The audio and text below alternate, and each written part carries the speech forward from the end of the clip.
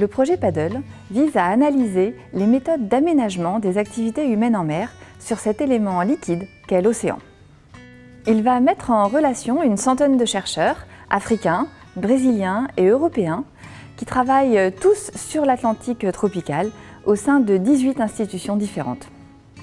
The interesting idea of Paddle, or one of the interesting ideas, that it's focusing on tropical systems, and tropical systems are extremely important worldwide actually, because about 1/3 or even more than 1/3 of the world population live in coastal areas, and most of these people live in coastal areas of the tropics.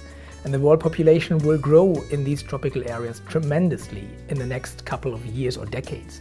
And this is why we believe marine spatial planning is particularly important in these tropical, coastal and marine areas. La planification spatiale marine est utilisée en Europe ou en Amérique du Nord par exemple. Nous allons nous interroger sur la pertinence de son utilisation en Atlantique tropical. Au Cap-Vert, il n'y a pas de planification marine bien définie. Il y a des conflits d'usage entre les pêcheurs artisanaux et les industriels, entre le secteur du tourisme et la conservation.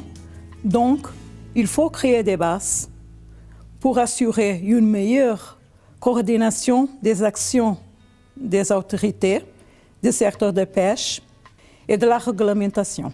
L'idée, c'est de montrer à la fois les opportunités et les limites qu'ouvre ce processus et son utilisation en Atlantique tropical, mais également de créer un réseau de spécialistes sur cette question. Pour le Sénégal, un projet comme Paddle vient à son heure dans la mesure où nous venons de découvrir au large du Sénégal des gisements de pétrole, des gisements de gaz. Il faut les exploiter et le Sénégal n'ayant pas les moyens techniques pour le faire, a donc signé des conventions, ce qu'on appelle des concessions avec sur des particuliers privés, étrangers notamment, pour l'exploitation gazière et pétrolière. Est-ce que l'exploitation n'aura pas pour effet de polluer l'environnement marin? C'est un premier élément et Paddle justement est très regardant par rapport à cette question. Le deuxième élément, c'est justement de voir est-ce que l'exploitation de ces ressources naturelles va profiter justement à la population sénégalaise, parce qu'il s'agit d'un problème de souveraineté sur les ressources naturelles et d'accès aux populations à ces ressources naturelles, qui est un principe même qui est consacré aujourd'hui par la Constitution. Ce projet va permettre d'échanger entre chercheurs du Nord et chercheurs du Sud sur nos méthodes, nos expertises et les connaissances des communautés locales. Le projet de Paddle est très multidisciplinaire. Cette multidisciplinarité peut aider à la mise en place des politiques publiques dans l'environnement marin.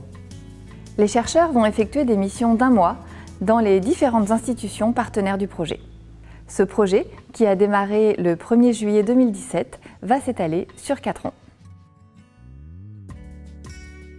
Le projet Paddle est financé par l'Union européenne.